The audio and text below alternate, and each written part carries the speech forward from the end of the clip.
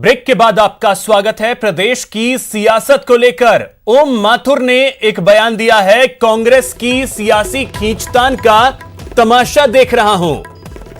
BJP के राष्ट्रीय उपाध्यक्ष ओम माथुर ने कहा है कि जब से गहलोत सरकार आई है तब से तमाशा हो रहा है। मुख्यमंत्री मर्यादा भूल रहे हैं, यह कहा है ओम माथुर ने। बीजेपी उचित समय पर अपनी बात करेगी। तो यह बड़ी खबर, ओम माथुर ने एक बड़ा बयान दिया है।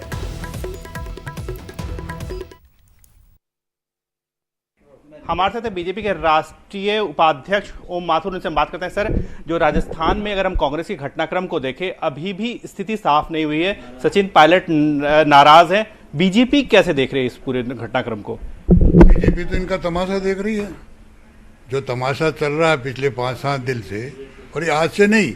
बीजेपी तो जिस दिन शपथ हुई थी उस दिन से उनको देख रहे थे। गवर्नर के सामने कुर्सी कहाँ लगेगी डिप्टी सीएम का, उसको लेकर के संघर्ष हुआ था। तो पिछले 1.5 साल से बीजेपी नहीं, आप सब लोग भी इनका तमाशा देख रहे हो। अब हमारा इसमें बीच में क्या रोल है? हम तो देख रहे हैं आनंद से तमाशा। नहीं, लेकिन सर इसमें आपकी भी भूमिका हो जाती है। अगर अशोक गहलोत सरकार जो है वो अल्पमत में रहती है तो बीजेपी की भी भूमिका हो जाती है। नहीं, ये अभी भविष्य का विषय है ना। भविष्य में क्या होगा क्या नहीं होगा उससे हमें क्या है, होने दीजिए। अभी निर्णय, अभी तो निर्णय ही नहीं है। आपने खुद कह रहे हो कभी स्थिति स्पष्ट नहीं है। अशोक जी कह रहे हैं मैं पूर्ण बहुमत में हूँ। उन्होंने बाकायदा एमएलएज की मीटिंग करके और 109 की संख्या बताई आप लोगों को। तो 109 अगर उनके पास थे तो फिर बाड़ाबंदी करने की क्या जरूरत है? क्या है वो कभी अपने विधायकों को घोड़ा कहते हैं, कभी कहता बकरा मंडी के लोग हैं। तो जब अपने विधायकों के बारे में वो मनुष्य से जानवर बनाएंगे तो उनकी हिम्मत कहाँ है? कहीं ना कहीं टूटन तो है। अगर 109 थे तो सीधे गवर्नर और स्पीकर के पास जाते कि साहब हमें हमारा फ्लोर टेस्ट कराओ, हम तैयार हैं। तो सर क्या यही बात मैं भी जानना चाहूंगा कि आप बीजेपी फ्लोर टेस्ट की मांग करेगी? बीजेपी क्यों करे फ्लोर टेस्ट की बात? बीजेपी के पास 72+3 है, 75। अभी तो उनका झगड़ा तो पूरा होना दीजिए।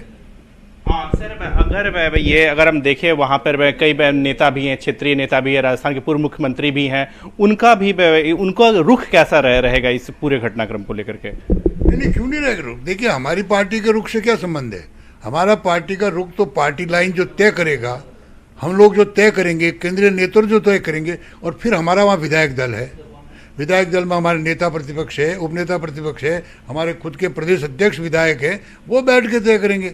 लेकिन अभी हमारे को तय करने के आई क्या, हम तो देख करके तमाशा देख रहे हैं इनका। सर आखिरी सवाल मैं जानना चाहूँगा सर कि अगर सचिन पायलट जैसा लग रहा है कि लगातार उन्हें विधायक दल की बैठक में बुलाया जा रहा है, वो वहाँ जा नहीं रहे हैं, बीजेपी में आने की इच्छा व्यक्त करेंगे तो आप उनको बुलाएंगे, शामिल करवाएंगे? मैं कहता हूँ ये सारे भविष्य के प्रश्न हैं, और भविष्य के प्रश्न में मेरे जैसे जिम्मेवार व्यक्ति को कुछ नहीं बोलना चाहिए। वहीं बड़ी खबर यह भी है कि बीजेपी के प्रदेश अध्यक्ष सतीश पूनिया ने एक बड़ा बयान दिया है। फिलहाल हम फ्लोर टेस्ट की मांग नहीं कर रहे हैं, यह कहा है सतीश पूनिया ने। कांग्रेस में आंतरिक विवाद है, अपमान के बाद पायलट को पार्टी छोड़नी पड़ी है, यह कहा है सतीश पूनिया ने।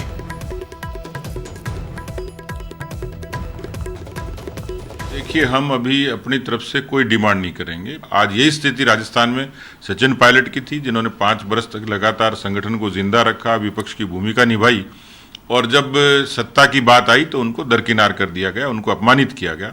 और यही कारण था कि व्यक्ति अपमानित होकर बजाय ऐसे कि चिपका रहे उस सत्ता के साथ में, मुझे लगता है कि जो अपेक्षाएं उनको राजस्थान की एक बड़ी जनता के साथ थी उसको पूरी करने के लिए, हमारे जैसे राष्ट्रवाद के विचार के साथ जुड़ने के लिए यदि अवसर होता है तो मुझे लगता है कि राजस्थान की जनता के हक में होगा।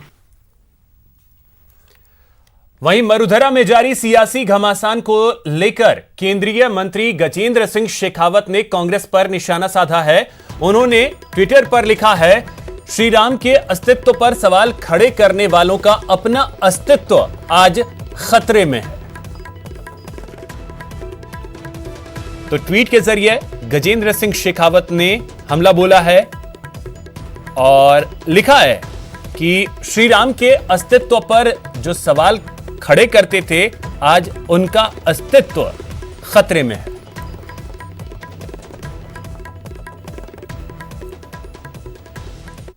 वहीं सियासी उठापटक के बीच एक बड़ी भविष्यवाणी की गई है। 5 साल तक गहलोत ही मुख्यमंत्री रहेंगे। 19 जुलाई तक ये उठापटक जारी रहेगी। भीलवाड़ा के ज्योतिषी पंडित गोपाल दाधीच ने यह भविष्यवाणी की है।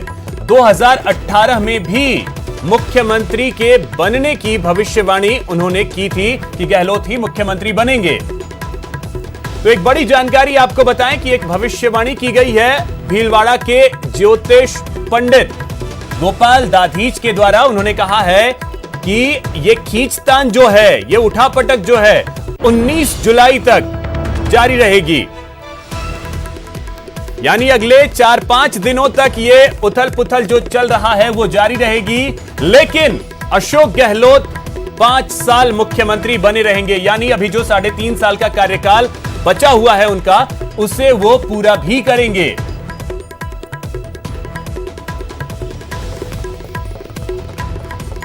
तो देखिए, अब भविष्यवाणियां भी की जाने लगी हैं। जो भविष्य बताने वाले शख्स हैं उनका नाम है पंडित गोपाल दाधीच, भीलवाड़ा के रहने वाले हैं। उन्होंने एक भविष्यवाणी की है और 2018 में भी उन्होंने गहलोत के मुख्यमंत्री बनने की भविष्यवाणी की थी, जिसके बाद एक बार फिर उन्होंने भविष्यवाणी की है। प्रमोद हमारे सहयोगी अधिक जानकारी के साथ जुड़ गए। प्रमोद, भविष्यवाणी अब की गई है कि मुख्यमंत्री बने रहेंगे गहलोत 5 साल तक। बिल्कुल, ज्योतिष नगरी के नाम से जो विख्यात है कारोई, यहाँ के जो प्रमुख पंडित है पंडित नाथूलाल व्यास, वो तो काफी बुजुर्ग हो गए। उनके भतीजे हैं पंडित गोपाल व्यास, उनसे हमारी बात हुई, उन्होंने बाइट भी दी। उन्होंने कहा कि ये जो सियासी उठापटक है राजस्थान में 19 जुलाई को ये सेटल हो जाएगी और मुख्यमंत्री अशोक गहलोत 5 साल तक मुख्यमंत्री रहेंगे। हमने उनसे पूछा कि जो उप मुख्यमंत्री राजस्थान प्रदेश कांग्रेस के भी अध्यक्ष हैं सचिन पायलट, इनके भविष्य के बारे में पूछा तो उन्होंने कहा कि 2021 में ये तो उच्च पद प्राप्त करेंगे और ये कांग्रेस में बने रहेंगे। इस तरह की भविष्यवाणी पंडित गोपाल व्यास ने की है। यानी जो भविष्यवक्ता हैं उनके अनुसार सचिन पायलट कांग्रेस में वापस आ रहे हैं और कांग्रेस में तो हैं ही, यानी रूठे हुए हैं, वो मान जाएंगे। और पर पहला जो उन्होंने जोर ये दिया है कि ये तो जब हमने पूछा है, बाकी उन्होंने अपनी तरफ से भविष्यवाणी ये की है कि अशोक गहलोत 5 साल तक मुख्यमंत्री। चलिए, बहुत शुक्रिया। तो ये सियासी उठापटक जो है अगले 4-5 दिन तक चलता रहेगा और गहलोत कार्यकाल पूरा करेंगे। यह भविष्यवाणी की गई है पंडित गोपाल दाधीच के द्वारा।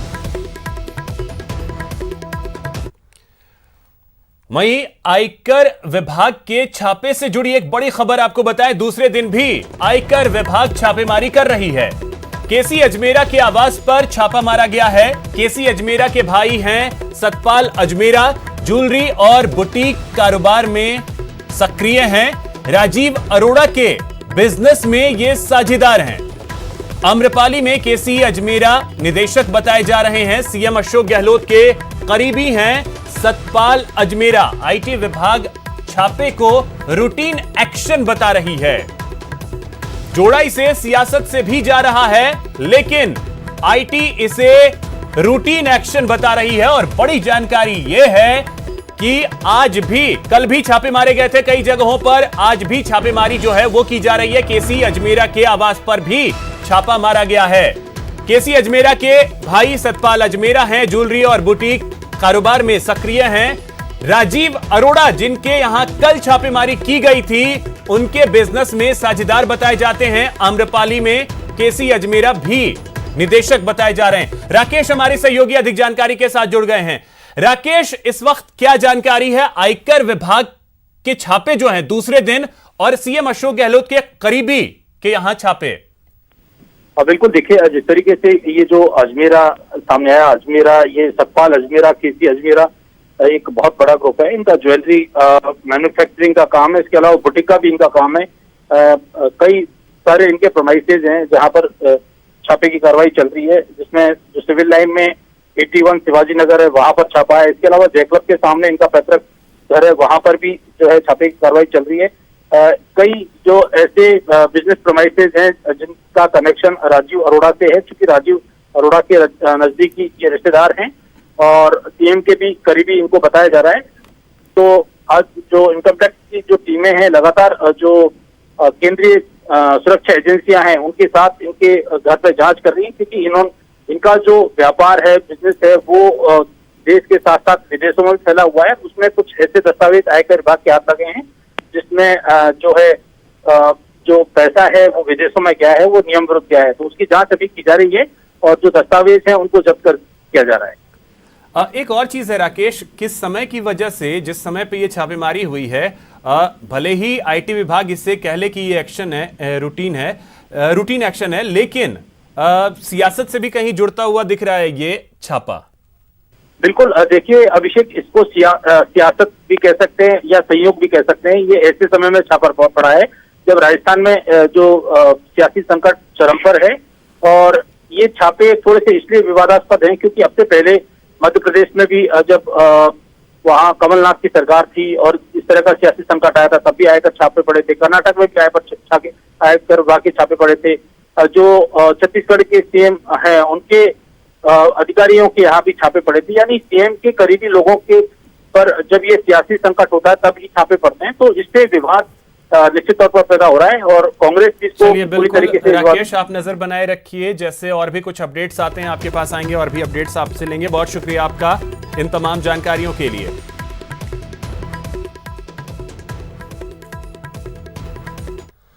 तो जयपुर में आयकर विभाग की छापेमारी जारी है। जयपुर में केसी अजमेरा के ठिकाने पर कार्रवाई चल रही है। 1 दर्जन से ज्यादा टीमें सर्च कार्रवाई कर रही हैं। कल से कांग्रेस नेता धर्मेंद्र राठौड़ और राजीव अरोड़ा के ठिकानों पर कार्रवाई शुरू हुई थी। रतनकांत शर्मा के मॉरिशस कनेक्शन को खंगाल रही है अब टीम। आय से अधिक संपत्ति और मनी लॉन्ड्रिंग से जुड़े मामलों में यह सर्च हो रहा है।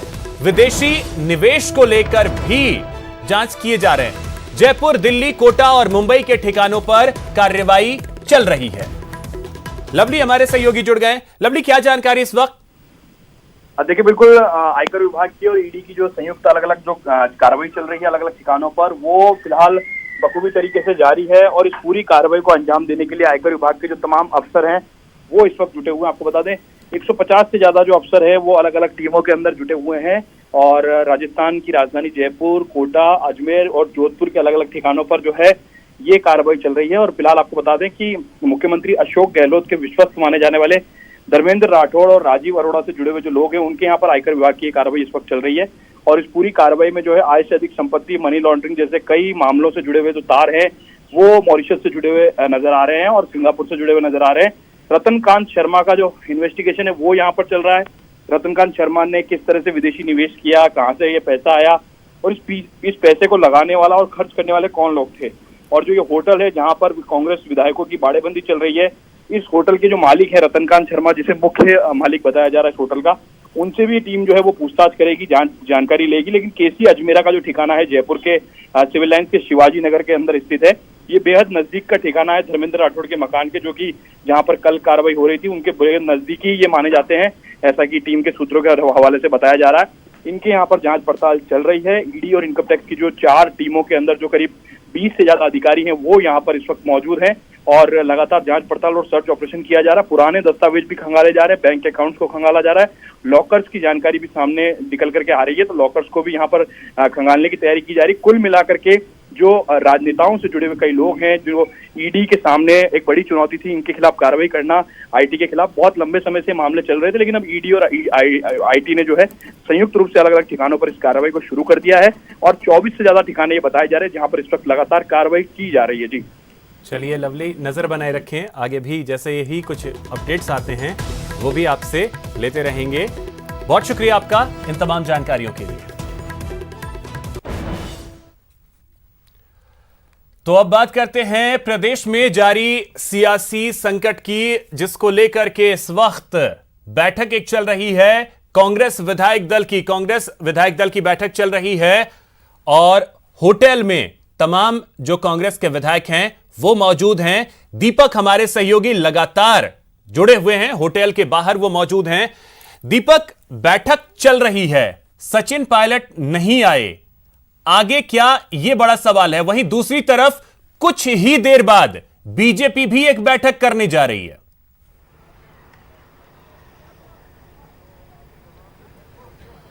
देखिए अभिषेक, सचिन पायलट को जिस तरीके से हम लगातार कह रहे हैं कि सचिन पायलट को लेकर इस बैठक शुरू होने से पहले भी लगातार ट्वीट के जरिए कोशिश अविनाश पांडे ने की है, लेकिन सचिन पायलट और उनके समर्थक विधायक यहाँ पर नहीं आए हैं। हालांकि दूरी बहुत है, उनका एनसीआर इलाके में गुरुग्राम में बताया जा रहा है उनका होना, और जयपुर के कुकस में ये वो है करीब 250 किलोमीटर की दूरी है। तो इसमें ये जो मुनासिब है, लगता नहीं है कि इतनी जल्दी वो लोग आ जाएं। लेकिन कुल मिलाकर बात ये कि जो एक तरीके से मान मनोबल की स्थिति है उसमें कामयाब कांग्रेस अभी तक फिलहाल नहीं हो पाई है सचिन पायलट को मनाने के लिए, उनको रिझाने के लिए या उनकी जो नाराजगी है उसे दूर करने के लिए। और इसी बीच जो बात आप कर रहे हैं कि बीजेपी ने भी एक बैठक बुला ली है, तो निश्चित तौर पर एक जो चर्चा वो इन दिनों एक शब्द का इस्तेमाल किया जाता है कि आपदा को अवसर में बदला जाए। तो कांग्रेस के सामने जो अभी स्थिति है वो आपदा की स्थिति है, और बीजेपी को यदि मौका मिलता है तो वो इसे कांग्रेस की आपदा को खुद के लिए अवसर में बनाने में, तब्दील करने में कोई कोशिश नहीं छोड़ेगी। इस बात का एक तरीके से जो बात है वो यहाँ पर इस तरीके से रखी भी जा सकती है। अच्छा दीपक, ऐसा नहीं लगता कि थोड़ा वक्त लगा दिया कांग्रेस आला कमान ने? ये मसला शायद और पहले सुलझाने की कोशिश हुई होती तो शायद इस लेवल पे ये जो मनमुटाव है, ये मतभेद है, आता ही नहीं।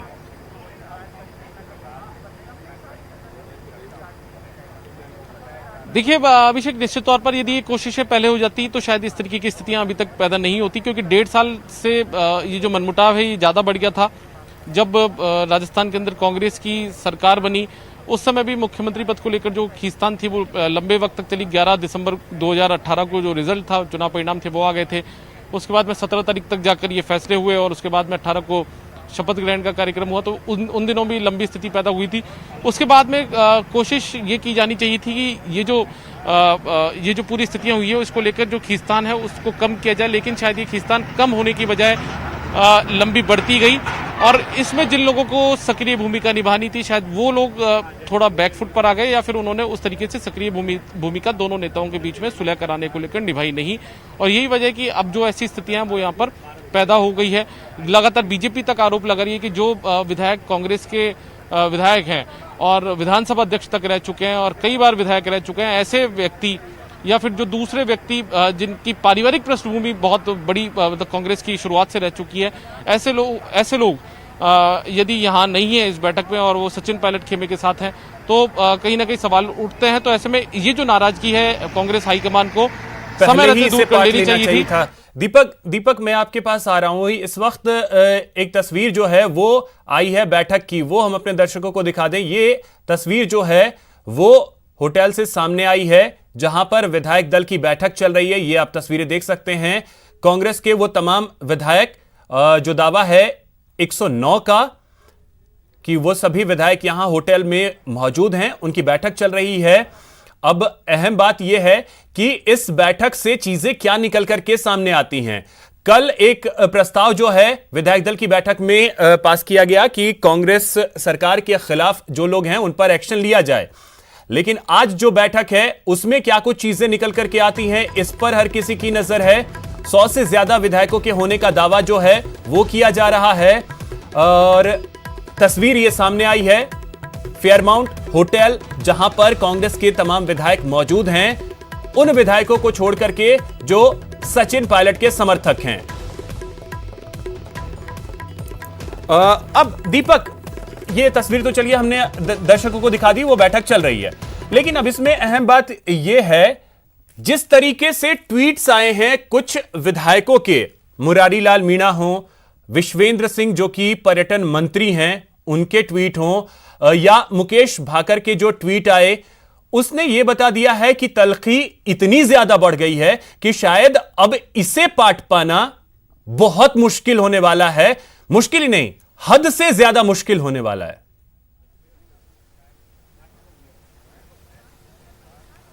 देखिए अभिषेक, सही बात का बिल्कुल सही ठीक कहा आपने कि अब जो मनमुटाव है वो उस कदर आगे बढ़ता जा रहा है। भले ही सचिन पायलट खुलकर सामने ना आए हो, उनका कोई ट्वीट नहीं आया हो, उन्होंने कुछ अभी आगे बढ़कर कोई बयान नहीं दिया हो, लेकिन उनके जो समर्थक विधायक जो कि यहाँ से गायब हैं, बीते 3 दिन से कांग्रेस की बैठकों से उन्होंने दूरी बना रखी है।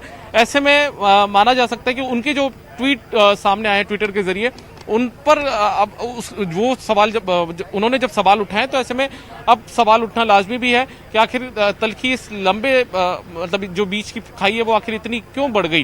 जिस तरीके से हमने कल हमारे दर्शकों को बताया था कि मुकेश भाकर जो कि यूथ कांग्रेस के प्रदेश अध्यक्ष हैं, अभी संगठन चुनाव जीतकर वो आए हैं और नागौर जिले से वो विधायक आते हैं, युवा विधायक हैं, वो सचिन पायलट खेमे में हैं। उन्होंने कल रात को जिस तरीके से कहा था, वसीम बरेलवी के एक शेर का जिक्र उन्होंने अपने ट्वीट के अंदर किया था कि उसूलों पर आंच आए तो टकराना जरूरी है और आप जिंदा हो तो जिंदा नजर आना जरूरी है। वसीम बरेलवी के इस शायरी के जरिए उन्होंने कहा था कि राजस्थान में एक तरीके से कांग्रेस के प्रति निष्ठा का मतलब अशोक गहलोत की गुलामी है। ये उन्होंने अपने ट्वीट के अंदर इतनी तलखी के साथ ये वर्ड लिखे थे और उन्होंने कहा था कि ये हमें मंजूर नहीं है। तो तलखी बढ़ चुकी है सचिन पायलट खेमे के विधायकों की तरफ से।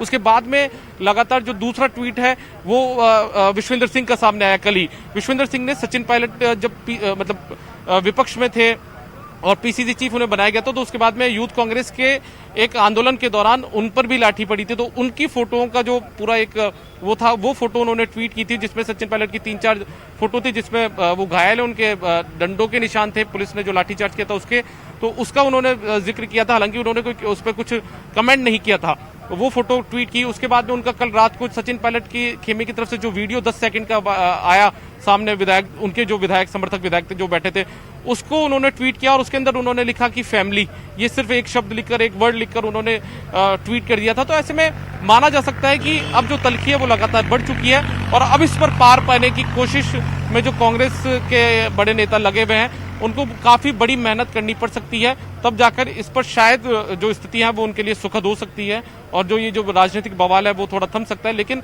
बहुत आसान ये कांग्रेस के लिए नहीं रहने वाला है। बिल्कुल। इन सब के बीच अगर दीपक आपसे समझना चाहें, कयासों के दौर बहुत सारे चल रहे हैं। कहा यह जा रहा है कि बीजेपी का रुख कर सकते हैं, बीजेपी के नेता उनके संपर्क में हैं, फिर बात आ रही है कि कांग्रेस के दिग्गज नेता उन्हें मनाने की लगातार कोशिश कर रहे हैं। जो भी है, ये सब कयास का दौर चलता रहेगा। लेकिन अगर फैक्चुअली आपसे समझें, सचिन पायलट के लिए आगे विकल्प क्या क्या दिखते हैं? इस वक्त कांग्रेस के दरवाजे भी उनके लिए खुले हैं, तीसरे फ्रंट को लेकर के बहुत सारी चर्चाएं हो रही हैं, बीजेपी के दरवाजे भी खुले हुए हैं। सचिन पायलट के लिए अगर देखा जाए तो वास्तविक तौर पे विकल्प क्या है? क्योंकि थर्ड फ्रंट को लेकर के राजस्थान की स्थिति क्या है ये हर कोई जानता है। उसके बाद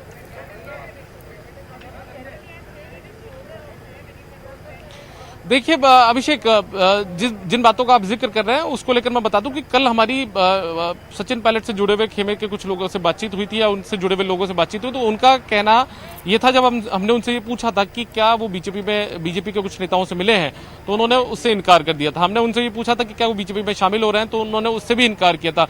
लेकिन जब हमने उन्हें पूछा था क्या कोई तीसरी पार्टी, मतलब कोई तीसरी विकल्प के तौर पर कोई खुद की पार्टी एक तरीके से वो खड़ी कर सकते हैं, तो इसको लेकर उन्होंने ज्यादा कुछ जवाब नहीं दिया, बल्कि ये जरूर कहा था आगे देखिए क्या होता है, इस तरीके की बात उन्होंने की थी। तो माना ये जा सकता है कि सचिन पायलट भले ही बीजेपी में शामिल ना हो, लेकिन अभी भी एक तरीके से उनके साथ में जो जिस तरीके से उन्हें मनाया जा रहा है, हो सकता है कि कहीं ना कहीं बात, यदि पार्टी का हाईकमान कांग्रेस गांधी परिवार से जुड़े हुए कुछ लोग यदि कोई अपनी महत्वपूर्ण भूमिका निभाते हैं और उसके बाद में यदि कोई स्थिति बनती है आपस में एक तरीके से मान मनोबल की और वो मान जाते हैं, तो शायद वो एक उसका पक्ष ये हो सकता है। यदि ऐसा नहीं होता है तो माना ये जा सकता है कि वो किसी अपने राजनीतिक दल को उतार सकते हैं, खड़ा कर सकते हैं और उसके साथ में इन विधायकों को लेकर आ सकते हैं। इस तरीके की बात का जिक्र तो अब देखना होगा कि सचिन पायलट का रुख क्या होता है और ये तभी स्पष्ट होगा जब वो खुद सामने आएंगे। नजर आप बनाए रखें, क्योंकि पूरे देश की निगाहें जो हैं उसी होटल पे टिकी हैं जहां इस वक्त आप